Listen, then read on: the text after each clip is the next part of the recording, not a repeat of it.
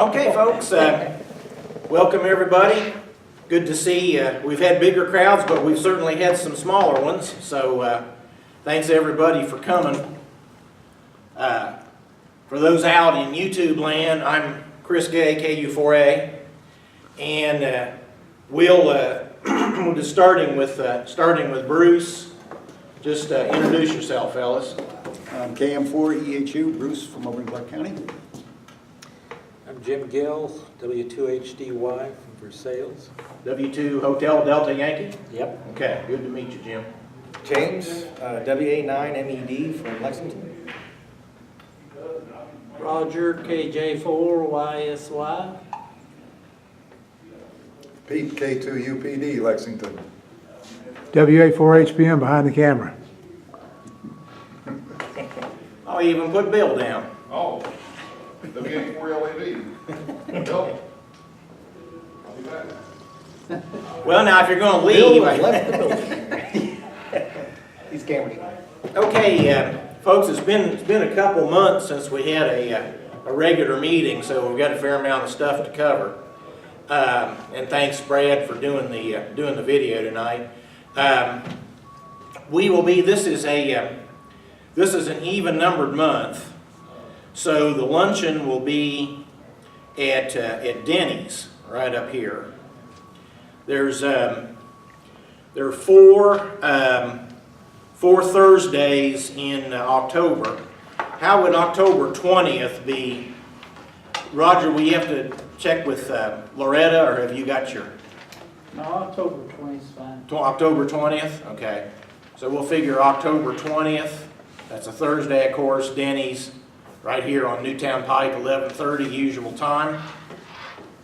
And since our last regular meeting, which was in August, we've had a couple of Hamfest meetings, and I know Jim here attended the one at the Bars Hamfest in Lawrenceburg, and I thought that was a pretty good meeting. Did you enjoy that, Jim? Yeah. I think Pete D4GPO came up with the original idea to have meetings at Hamfest, and it's worked out really well. We had another good one at the Lawrenceburg Hamfest. I didn't make a video recording of either of those just to avoid the hassle of having to deal with dragging the camcorder around and trying to enjoy the Hamfest at the same time. But I posted to the KY-QRP group kind of a little synopsis of what we did. But what I try to do in those meetings is just have everybody introduce themselves and talk about what they do. So we had, I think the furthest person there at Lawrenceburg was a guy from Scottsburg, Indiana, and then we had a couple at Richmond. Had a couple people from Tennessee that were there. So those were really good. And while we're coming out of Hamfest season at the present time, there's still a few of them around. Keep in mind that any of you are welcome to conduct a KY-QRP meeting at a Hamfest if you're going. I'm not going to any more Hamfest the rest of the year. I typically only go to Lexington and Richmond. I went to Milford this year, but that's out of state. So, but there's a whole lot of Hamfest around, like Cave City in March and Bowling Green. I just had one. Louisville. So anybody within KY-QRP should feel free to set up a Hamfest meeting and find out when the forum room or rooms at the venue are available, and just have and it's best if you announce it in advance in the KY-QRP Yahoo group, but also then have the PA announcer announce it a little bit in advance, and you will be surprised the number of people that will show up. It was really good. How about for sick bay stuff? I talked to Pete D4GPO on 2 meters while I was on my way over here, And he's getting out and about a good bit. We see him at Georgetown Flea Market on Sundays a lot. He's been on the air a good bit and recovering nicely from a horrible illness. And there was a ham swap meet at up east of here at Farmer Sharkey that he went to over the weekend. So anybody else in sick bay? Yeah. Harold Higgs, K4AKD, Okay. one of the the last founding member of the JAWS group in Nicholasville, is very, very sick with colon cancer. Okay. Oh, is it? Harold He was a member of this club back in the 50s. Okay. And he's in the Willows at the moment, as I understand it, and they're looking to try to get him into Wesley Village. But he's short time now. Okay. And what the JAWS is going to try to do, it's nothing set yet, and those that know Harold may want to join us when we finally set it, is have a honorary luncheon for him or something. And kind of appreciate his contribution over the years. Okay. Do I need to get, I'm sorry, do I need to get a card Who? for him? Ted Mullins, Ted Mullins. Okay, I didn't know that, maybe. he's still pretty weak. He was in and out of the hospital a couple of different times with bowel problems, intestinal problems. Had some surgery. He's still not driving. He's still pretty weak. Okay. I'm glad you mentioned that, JB, because I hadn't heard it. He just lives over there by me. I mean, I can just about walk to his house from my place, so. The B4ELR. Yeah. They might stop by and say hi to him sometime. He's that close. Anybody else with, know about somebody that's in sick bay? Do I need to get him a card? Well, maybe bars. When you have the bars meeting, you might mention that. That'd be good. Okay. Are you in charge of that committee? Me, myself, and I. Yeah, glad you thought of it. That'd be great, Loretta. How about upgrades? Anybody with upgrades recently? Okay, how about birthdays? I turned 61 on Wednesday. I mean, I'm just really excited about that. Yes, sir. I was 66 on Saturday. Okay. October, see, that was October 1st. Yeah, okay. So you've got me by 5 years and 5 days. Okay. I was born at 8:07 a.m. on October 5th, 1955, and a little bit of trivia. Captain Kangaroo's first show was on Monday, October 3rd of 1955. You lasted longer than me.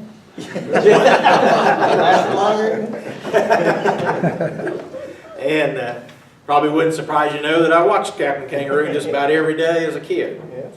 So, okay, any other birthdays, upgrades or anything like that? Okay, yeah, so we've talked about the luncheon, we've talked about the Hamfest meetings. Who's got activity report on?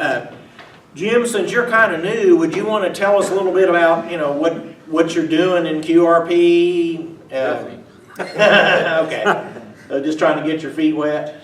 I don't have any equipment. I'm not on the air, haven't been for years. Okay. So I was thinking maybe QRP would be a soft step back into the... Just out of sheer curiosity, where does your 2 call come from? Well, my first call was a 9 call from Illinois. We moved to New York and I got a W2 call. When I came back to 9 land, they wouldn't give me a W9 call back, so I just kept my W2. How's your 2-meter radio?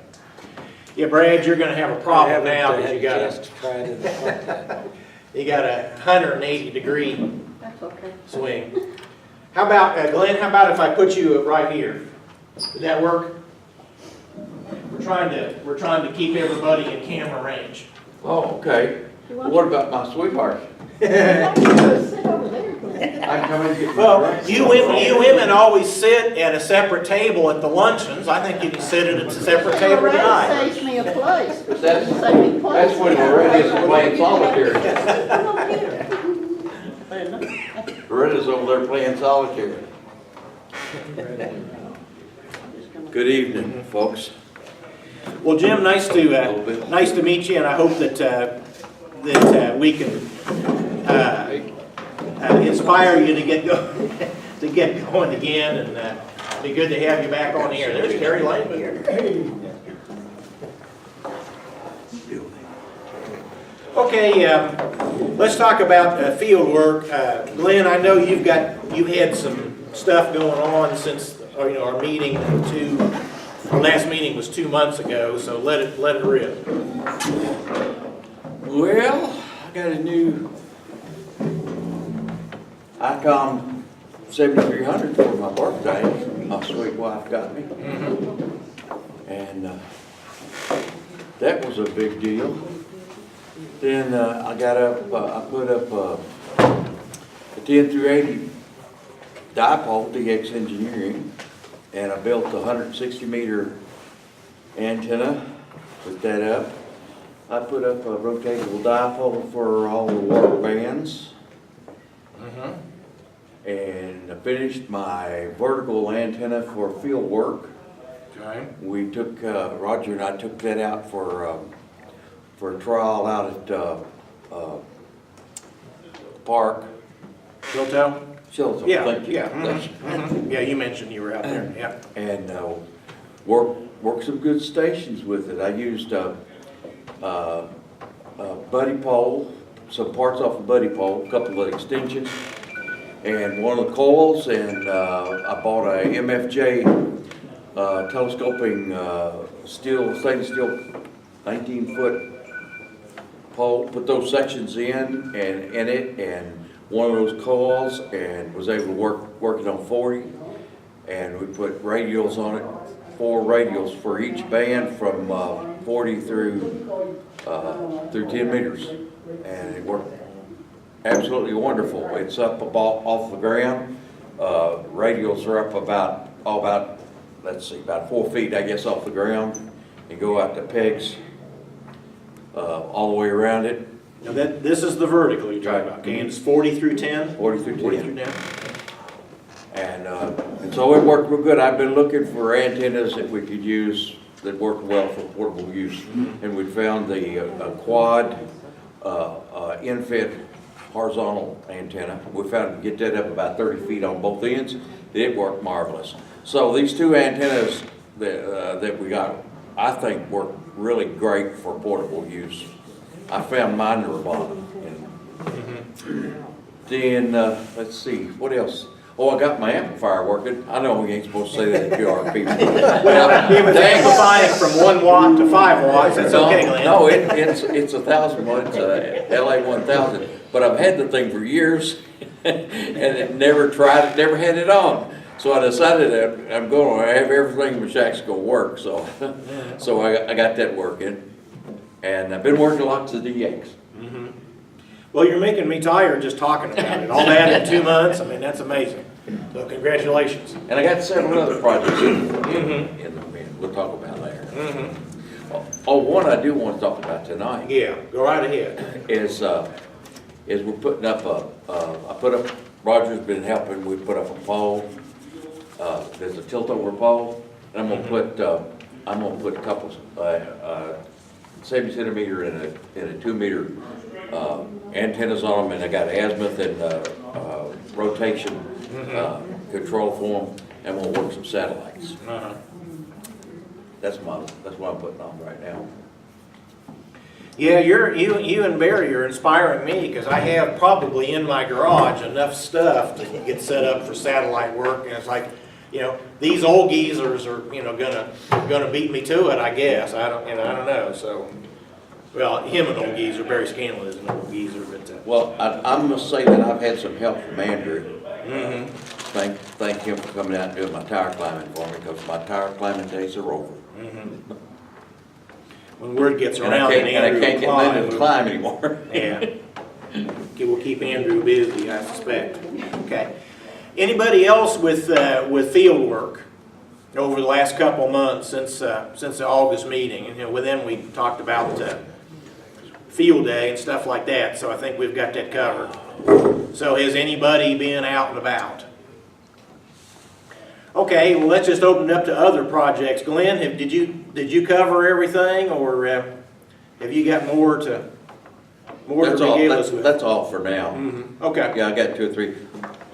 One thing I found, I don't know how many 817 operators we have. Here, man, John. Tell everybody, Glenn. Well, everybody's got to have a jug or two. I found a 817 application for my Android that lets you hook it up to your 817 and control it, and that's real cool. Okay. You might, Where's the cable connected? Actually, I've got a Wi-Fi connection to it. You plug it in the back of the 817, and it's Wi-Fi to your computer. Oh, cool. what's the name of it, Glenn, or can you post to the Yahoo group how people could find that for the, Sure, if I don't the forget Android it, phone it's owners? just get to it. I got it right here. I can tell everybody, or you can put it in if you like. I do have it right here. I swear I do. Okay, well, in the meantime, anybody else with projects going on, kit building, antenna stuff? Yes, sir. Yeah, last month we just briefly mentioned antennas, and I put up a in-fed long wire, and it was a W4 KGH design. He puts a kit together. This is the unit that goes for it. 50 feet of long wire, he says. Use this. The design came out of Hawaii.